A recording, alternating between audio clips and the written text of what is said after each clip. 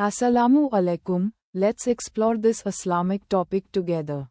Hey, so, we were talking about strong women the other day, right? And it got me thinking about something I've been reading, about the hidden histories of Islamic women warriors. It's seriously fascinating stuff, and way more important than you might initially think. It's not just about some cool historical facts.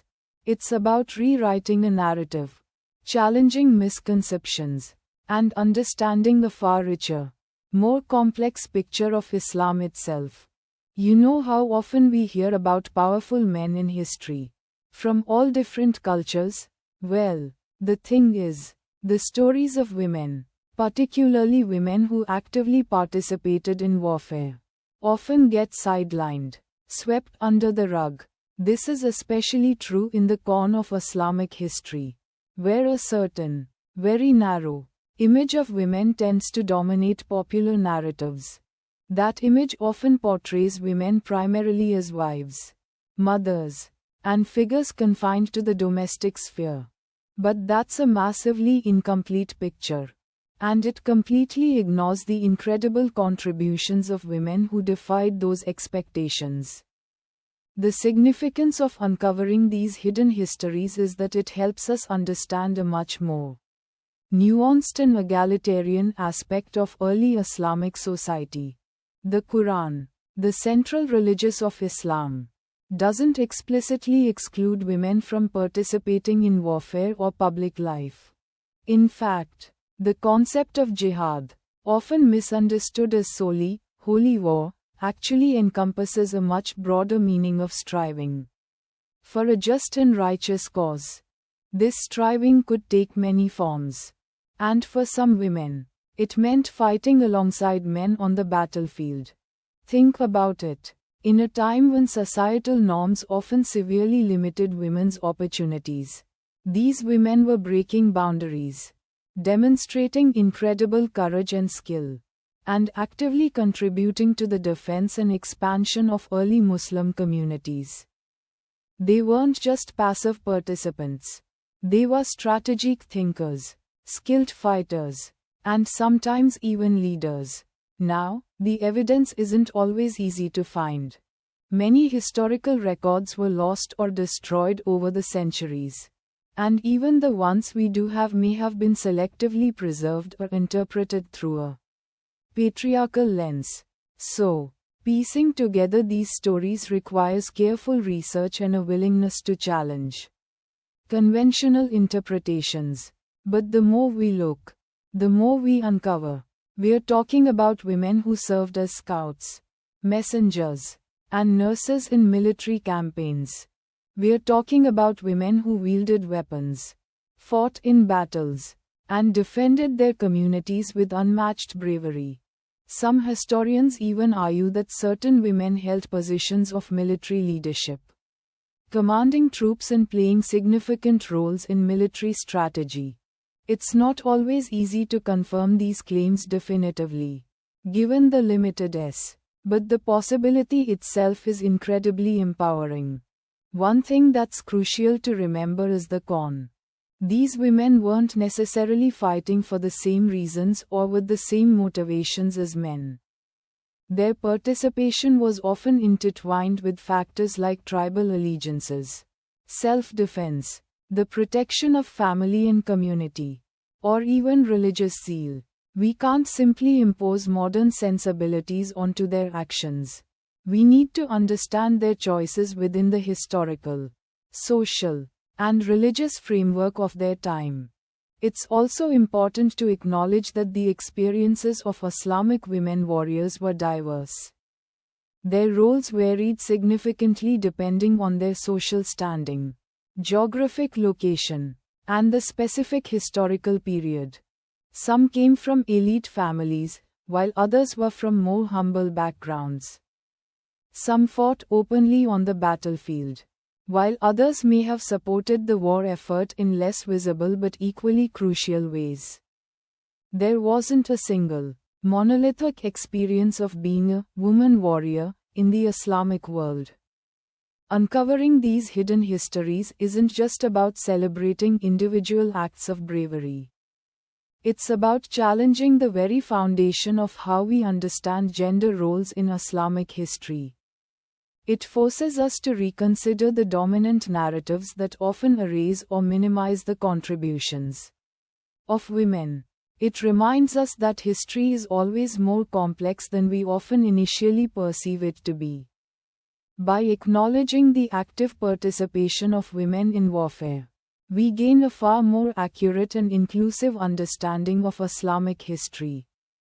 We see a wider range of human experiences and capabilities, challenging the simplistic and often stereotypical portrayals of women in both religious and secular cons. It's a powerful reminder that women have always played a significant role in shaping the course of history, even when their stories were intentionally obscured or forgotten. So, the significance of uncovering these hidden histories of Islamic women warriors isn't just about celebrating the bravery of these women. It's about correcting a historical imbalance, fostering a more accurate understanding of Islamic history, and promoting a more inclusive and equitable view of the world. It's about reclaiming their stories, honoring their contributions, and ensuring that future generations know the truth about the remarkable women who fought for their faith, their families, and their communities. It's a story that deserves to be told, and retold, and shared far and wide. Hey, so you know how we were talking about amazing women in history who often get overlooked? Well, I've been diving into something truly fascinating, the hidden histories of Islamic women warriors. It's blown my mind, honestly. It all started, I think, with a simple question. We hear so much about the great male warriors of Islamic history, the conquests, the battles. But what about the women? We know there were powerful queens and influential scholars. But what about the ones who fought on the front lines? Who wielded swords and defended their communities?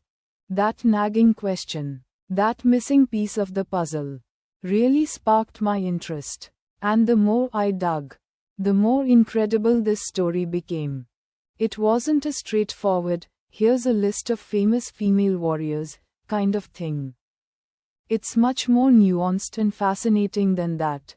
See, the idea of women fighting in battles might seem strange to some, especially given the very diverse interpretations of Islamic teachings throughout history and across different regions. But the truth is, the role of women in Islamic societies was, and still is, incredibly varied. It wasn't a monolithic thing.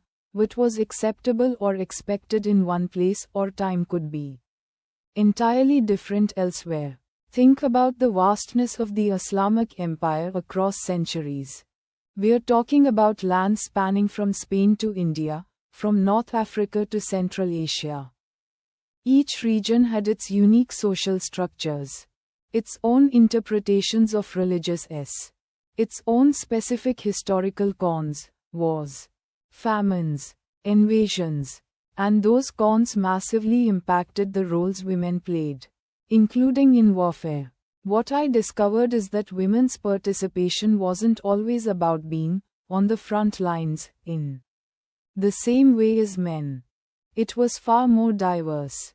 Sometimes, women fought openly, alongside men in battle, often wielding weapons like swords, spears, and bows and arrows. Imagine the courage that required. These weren't just women defending their homes. They were actively participating in major military campaigns. Other times, their contributions were more strategic or supportive. For example, we're finding evidence of women leading armies, not necessarily in a purely military capacity, but wielding substantial political power and using their influence to guide military strategy. Think of strong female rulers who commanded armies, leading from the front or skillfully managing res and coordinating defenses. Their stories are often interwoven with the religious and political landscape of their time, sometimes using their religious authority to bolster their military might. There were also instances of women serving as healers and medics on the battlefield, tending to the wounded, a vital role in any army. Their knowledge of herbal remedies and medical practices was invaluable, and their courage under fire was equally impressive. They were there, amidst the chaos and bloodshed, providing crucial support and saving lives. And then, there were the women who fought in more covert ways. Think about the women who participated in espionage, gathering intelligence, or coordinating resistance movements. Their skills in diplomacy and stealth were just as crucial as the swordsmanship of their male counterparts. Now, understanding this all requires acknowledging something crucial. The historical record is, well, fragmented. Many accounts were written by men, from a male perspective, often overlooking or minimizing the contributions of women. The stories that have survived often come from scattered poems, chronicles, and even oral traditions passed down through generations. Putting together these pieces of the puzzle is a real detective story in itself. It's about piecing together fragmented narratives, challenging conventional interpretations of historical events, and giving voice to those whose stories have been silenced for centuries. It's also about understanding that the role of women in warfare, within an Islamic con, isn't about fitting them into preconceived notions of what a warrior should be. It's about recognizing the diverse ways women contributed to the defense and survival of their communities, across time and geography. Uncovering these hidden histories isn't just about adding names to a list. It's about understanding the complexities of Islamic societies, the diverse roles women played, and how their experiences shape our understanding of history. It's about challenging biases and misconceptions, and giving women the recognition they deserve, centuries after they bravely lived their lives. It's about showing that the history of Islamic women is far richer, more dynamic, and more inspiring than many might imagine.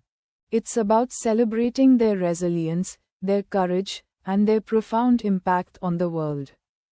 Okay, so we've touched on the early chapters, right? The groundwork, the societal expectations of women in various Islamic societies. The religious that are sometimes interpreted to support women's roles, and sometimes not. Now, things get really interesting. We are diving into the heart of hidden histories of Islamic women warriors, the part where stories really start to unfold. Remember how we talked about how the historical record is patchy, to put it mildly? Well, that's especially true when you're looking for stories about women, particularly women warriors. Men's achievements were more readily documented, their battles meticulously recorded. But as we dig deeper, we start uncovering incredible stories, often buried under layers of time and societal bias. Think about the Qur'an. We're not talking about a single, unified Islamic empire. We're talking about centuries, different regions, diverse cultures, all existing under the broad umbrella of Islam. Each region had its own unique interpretations of religious law, its own political landscape, and its own specific circumstances that impacted the roles women played, including within warfare. One thing we find repeatedly is that the role of women in conflict was far more nuanced than a simple, yes, they fought, or no, they didn't. It varied enormously. In some cases, women directly participated in combat, fighting alongside men. Think of the women who served as archers, providing vital support during sieges. Their skill with the bow and arrow wasn't just a hobby. It was a crucial military skill, providing covering fire, defending walls, and even harassing enemy forces. Then you have women who weren't directly on the battlefield but played crucial behind the scenes roles. Think of the women who managed logistics, organizing supplies, tending to the wounded, even managing communications. These weren't glamorous roles, but they were absolutely essential to a functioning army, often in incredibly challenging circumstances. Without their organizational skills, armies would have crumbled. We start encountering narratives about women who wielded significant political power, using that power to influence military strategy and even lead troops into battle. This isn't about queens commanding armies from the safety of a castle. We're talking about women who directly engaged with the realities of warfare. Sometimes they inherited leadership through family lines. Other times they seized power through their own force of will and strategic brilliance. Think of a woman leading a rebellion, rallying her people against an oppressive regime, armed with both military prowess and political savvy. These were women who weren't merely figureheads. They were active participants in shaping their times. And the religious justifications, or lack thereof, are fascinating. While some interpretations of Islamic have been used to restrict women's roles, other interpretations can be used to support their active participation, emphasizing their roles as protectors of their communities, drawing on the powerful stories and figures from the Quran and Hadith. The debate itself reflects the diversity of interpretations within Islam across time and place. The middle chapters are often where we see the most dramatic examples of women's agency. We begin to see examples of women who, despite facing tremendous obstacles, social constraints, cultural norms, and physical dangers, fought tirelessly for their beliefs, their families, their communities, and their faith. Sometimes they were forced to fight for survival, protecting their homes and loved ones from invaders. Other times, they actively joined religious or political struggles, believing their cause to be just. It's crucial to remember that these weren't romanticized heroines. They were real women, facing real challenges and making incredible sacrifices. We uncover tales of incredible bravery, resilience, and resourcefulness. We see women overcoming seemingly insurmountable odds, proving their strength and courage in the face of adversity. But it's not just about battle prowess. These middle chapters also highlight the human element. We hear about their families, their relationships, their losses, and their triumphs. We get glimpses into their personal lives, showing that even these warrior women were complex individuals with hopes, fears, and dreams, just like anyone else. As we progress further into this exploration, we begin to unravel the threads of a narrative that's been deliberately obscured. A story that challenges our preconceived notions about women's roles in history, particularly in the cone of warfare in Islamic societies. We see the power of storytelling and how these hidden histories can reframe our understanding of the past, making it more accurate, more inclusive, and ultimately, more human. It's a reminder that history is not just about kings and generals, but about the countless individuals who shaped the course of events, often in ways we've only just begun to understand. And that's where the real magic of uncovering these hidden histories lies. Okay, so we've been digging into this amazing, largely untold story of Islamic women warriors, right? And it's been mind-blowing, isn't it? Like, completely flipping the script on what we usually think about women's roles in history, especially within religious cons. We've talked about the Khurasanian women archers, the fierce female fighters of the early Islamic conquests, the inspiring stories of bravery and leadership. So, how did all this fascinating stuff conclude? Well, it doesn't really have a neat The end, like a Hollywood movie. It's more of a fading into the rich tapes of history itself. See, the book, or if we're thinking of it as a whole story, doesn't end with a big battle or a single triumphant moment. The power and influence of these women, though often unrecognized and undocumented, wasn't about a single concluding event. It was about the continuous, subtle, and sometimes explosive ways they shaped their societies, their communities, and even the course of history itself. Remember those early Islamic conquests we discussed? The role of women in those wasn't just logistical support, carrying supplies or tending to the wounded. Oh no, we saw evidence of them actively participating in battles, sometimes leading troops, sometimes engaging in espionage, and always playing a vital, often underestimated, part in the military success. Their stories weave in and out of the grand narratives of the caliphates, sometimes appearing as brief mentions, sometimes as powerful anecdotes passed down through generations. As Islam spread across vast territories, the roles of women inevitably varied depending on geography, time period, and specific cultural cons. We talked about the different interpretations of Islamic law concerning women's rights and participation in public life. This wasn't a monolithic experience. Some regions saw far more active participation from women in military affairs than others, while others saw a greater emphasis on their involvement in religious scholarship and community leadership. Think about it, the idea of a warrior woman is often framed in a very specific way. Right? A fierce Amazon-type figure. Maybe. But these women, their roles were far more nuanced. Some might have been formally trained soldiers. Others could have been part of citizen militias defending their homes and families. Some might have used their intelligence and strategic minds to lead from behind the scenes, influencing political decisions and military strategies. One thing that really struck me, as we explored these stories, was how interconnected their lives were with faith. Their faith wasn't separate from their actions.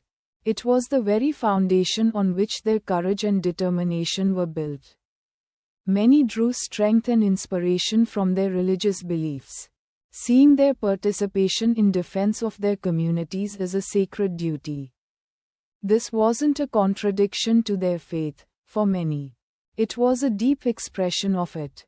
And then there's the whole issue of historical record keeping, which is a huge part of this story's conclusion. Or rather, its ongoing unresolved nature. Remember how much of what we know comes from fragmented accounts, scattered mentions, oral traditions, and even archaeological discoveries? A huge of the story is just missing, intentionally obscured, lost to time, or simply never written down because the voices of these women weren't considered worthy of recording by the predominantly male historians of the time. So, the conclusion isn't a neatly tied bow.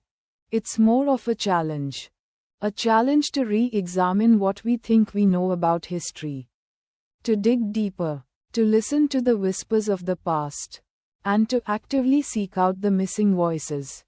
It's a reminder that the historical record is often incomplete, often biased, and always open to reinterpretation.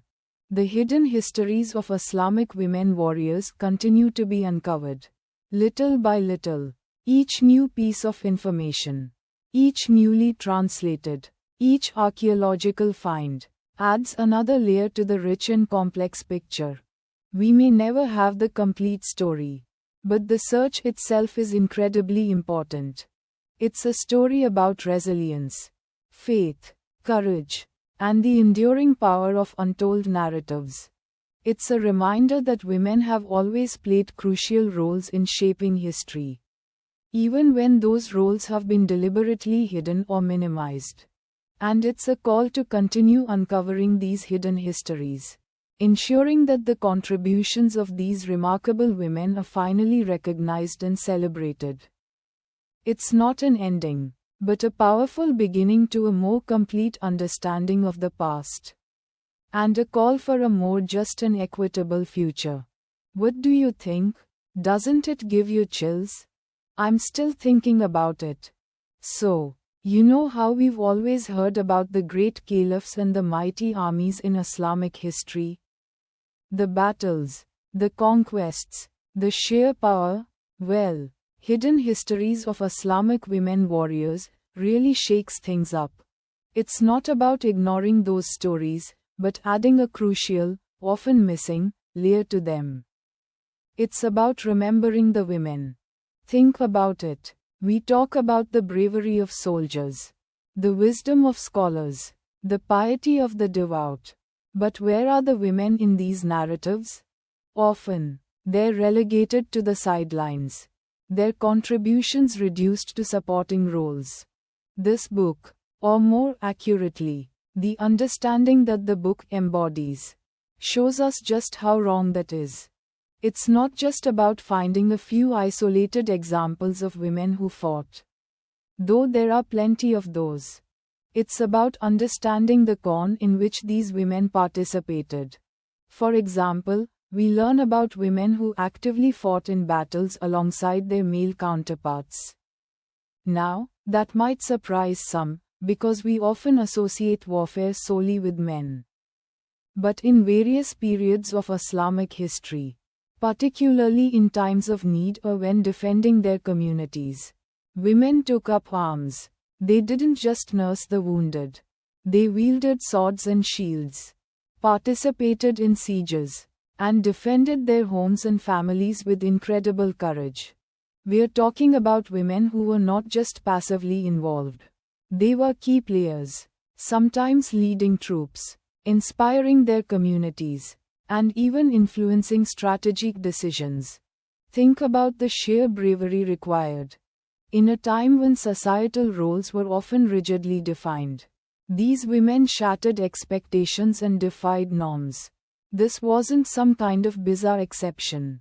It was a reflection of a society that, in certain cons, valued bravery and strength above gender.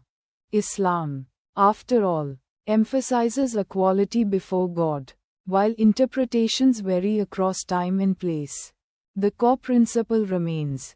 In the eyes of God, a man and a woman are equal in their dignity and their potential. This doesn't necessarily mean identical roles, but it does suggest the potential for women to participate in all aspects of life, even those traditionally considered male domains. The book highlights how these women's actions aren't just historical anecdotes. They are powerful reminders of the versatility and strength of women within the Islamic tradition. It's a corrective to the often narrow and simplistic portrayals of women in Islamic history. We see women who were skilled fighters, yes, but also shrewd strategists, inspiring leaders, and deeply devout believers. Their stories are interwoven with their faith, showcasing how their religious convictions fueled their courage and their commitment to their communities. Consider the societal con too. For example, we learn about how women's roles during wars were influenced by the specific circumstances and tribal structures that existed. In some instances, women warriors were seen as protectors of their families and communities, a vital and respected role within their society. And in other times, political and military upheavals might have driven women into combat, demonstrating resilience and adaptability. The book doesn't shy away from the complexities. It examines the diversity of experiences and avoids presenting a romanticized, one-size-fits-all narrative. What does all this mean for Muslims today? I think it's multifaceted. First, it challenges us to re-examine our own narratives and assumptions about women in Islam. It encourages a more nuanced and comprehensive understanding of Islamic history, one that fully acknowledges the contributions of women, It reminds us that the past isn't some monolithic, unchanging entity. It's rich with complexities, contradictions, and surprising stories that can challenge our preconceived notions. Second, it offers powerful role models. These women, who overcame obstacles and defied expectations, serve as inspiring examples of courage, resilience, and faith. Their stories are not just about the past, they're relevant to the present. They provide inspiration for women and girls today who aspire to break barriers and pursue their dreams, no matter how challenging the path might seem. Third, it's a powerful reminder of the importance of inclusivity and the need to recognize the contributions of all members of the community, regardless of gender. It's about creating a more holistic and just understanding of our shared history, ensuring that the voices and experiences of all are heard. Finally, it deepens our understanding of the Islamic faith itself, showcasing the diversity of interpretations and lived experiences within that tradition. It demonstrates that faith can be of strength and empowerment, enabling women to overcome adversity and to contribute meaningfully to their societies. So, Hidden Histories of Islamic Women Warriors is more than just a historical account.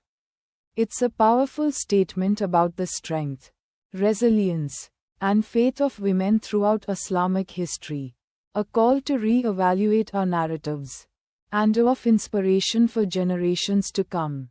It's a reminder that the story of Islam is far richer and more complex than often presented, and that the contributions of women have been, and continue to be, essential to its unfolding.